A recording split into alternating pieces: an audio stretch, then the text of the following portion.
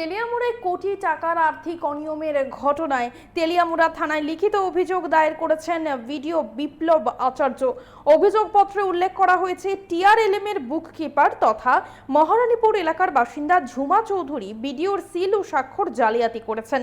বিষয়টি প্রশাসনের নজরে আসার পর সংশ্লিষ্ট কর্তৃপক্ষ তেলিয়ামুড়া থানায় লিখিত অভিযোগ দায়ের করে। গোটা বিষয়টি পুলিশ খতিয়ে দেখছে বলে তেলিয়ামুড়া থানার ওসি জয়ন্ত দে জানিয়েছেন। উল্লেখ্য, এই মহিলার বিরুদ্ধে এর আগেও আর্থিক অনিয়ম সংক্রান্ত অভিযোগ সামনে এসেছিল। আমরা শুনবো ঠিক কি জানাচ্ছেন তারা।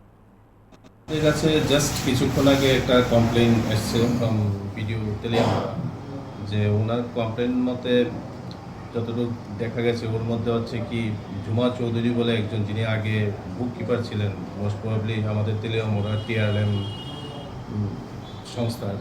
তো উনি সেই টিআরএলএমের নাম ভাঙিয়ে ভিডিও সাহেবের যে সিল আছে সেটা ইউজ করে পাবলিকের মধ্যে একটা বিশ্বাস তৈরি করে সেই বিশ্বাস ভঙ্গ করেছেন। অনেকের কাছ থেকে প্রচুর টাকা কালেকশন করা হয়েছে।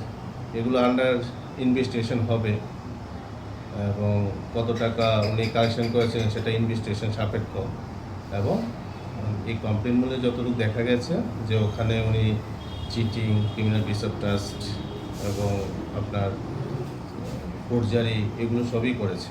সেগুলো আইন অনুযায়ী যে যে সেকশনগুলো কভার করবে সেই অনুযায়ী আমরা পদক্ষেপ নেব ওনার বিরুদ্ধে।